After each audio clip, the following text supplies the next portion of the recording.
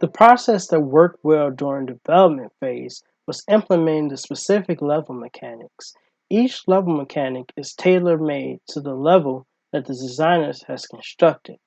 This gave each designer more room to be creative with how they designed the mission's mechanics within their levels. Each level was made with the intention of developing a new style for the player to learn and conquer.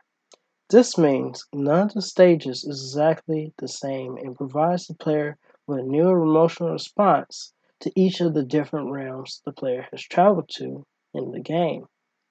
We felt that this approach would significantly provide players a different view of the game on each playthrough that the player initiates from start to finish.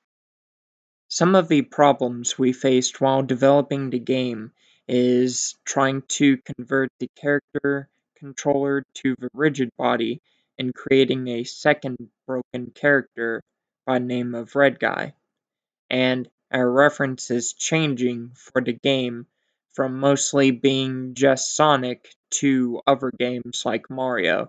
There also was some trouble with the character movement and the trigger for the cameras at times.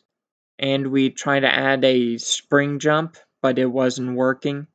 And the ring reclaim works sometimes and not other times.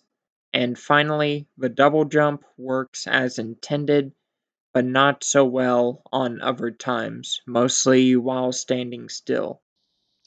Above all, our team dedicated many hours and research time to learning C#. In some cases, clever planning and implementation of our scripts made features, such as the boiler room level, shine and possible. I personally set myself more time learning something new and benefiting from it greatly. Sure, there is always room for improvement with each script we created, but I would say that if we had more time, we could have many features expanded upon. Our knowledge of Unity and Perforce was tested in many scenarios such as last-minute builds, teammate emergencies, and walls and null references. This did not deter us to quit. We figured out our issues as a team and worked through the struggles. We honed in on these skills and improved on others such as time management and communication.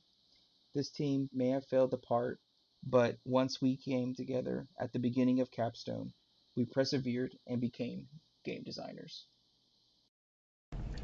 Blueguy Adventures is a 3D side-scroller where you, the player, must navigate through different settings and platform while avoiding enemies. We started with wanting to make a platform that had different enemies and hazards for the players to experience. So we got some major inspiration from a game called Sonic the Hedgehog on how fast-paced it was, where the player goes from one side of the map to another while fighting or avoiding enemies as they collect rings, gain power-ups, and lives. Soon we want to expand upon that while slowing it down a bit, so we wanted more platforming and have a more explorative feel to it, and it evolved into a Super Mario-esque game. As far as cool features we have in the game at this time, one main one would be the keycards and doors, with their use in creating more challenging puzzles for the player throughout the levels. The time limit feature is another cool one that we have that includes the ability for the player to increase the time provided to them via a button press. The various enemies and different interactions they each provide for the player, both offensive and defensively, would fit here, but one example is the turrets and their ability to find, track, and attack the player, but only when the player is within the proper range.